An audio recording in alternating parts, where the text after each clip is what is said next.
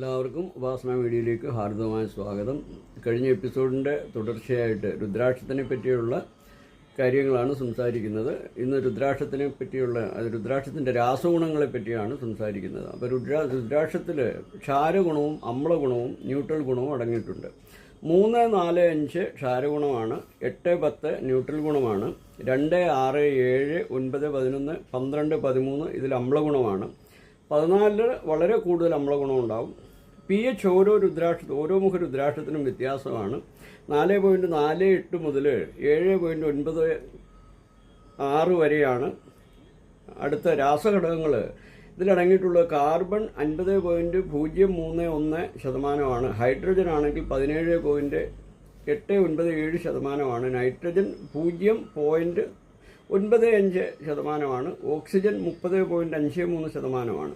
ഇതിൽ trace element ഇവയും കൂടാതെ aluminium, calcium, cobalt, copper, chromium, nickel, ഇരുമ്പ്, magnesium, manganese, potassium, sulphur, zinc, sodium എന്നീ ചെറുമൂലകങ്ങളുടെ സംയുക്തമായിട്ടുള്ള അളവ് 0.6103% രുദ്രാക്ഷത്തിൽ അടങ്ങിയിട്ടുണ്ട്. അതുകൂടാതെ രുദ്രാക്ഷത്തിൻ്റെ വളരെ കൂടുതൽ രുദ്രാക്ഷത്തിലെ കാന്തിക ശക്തി ഉള്ളതായിട്ട് കണ്ടെത്തിയിട്ടുണ്ട്. അത് 3 ഗുണത്തിലുള്ളതാണ്. ഡയാമാഗ്നറ്റിക് ആണ് ഒന്ന്, പാരാമാഗ്നറ്റിക്, ഫെറോമാഗ്നറ്റിക്. 2ലും 4ലും ഡയാമാഗ്നറ്റിക്കും 1, 3, 5, 7 പാരാമാഗ്നറ്റിക് ആണ്. 6, 8 മുതൽ 14 വരെ ഫെറോമാഗ്നറ്റിക് ആണ്.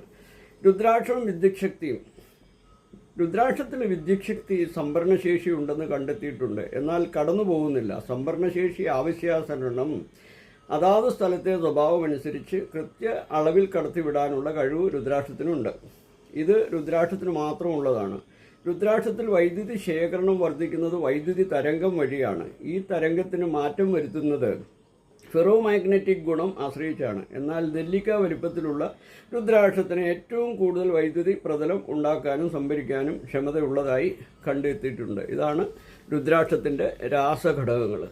അടുത്ത എപ്പിസോഡിൽ വീണ്ടും കാണാം. നമസ്തേ. ഹരി ഓം, ഹരി ഓം, ഹരി ഓം.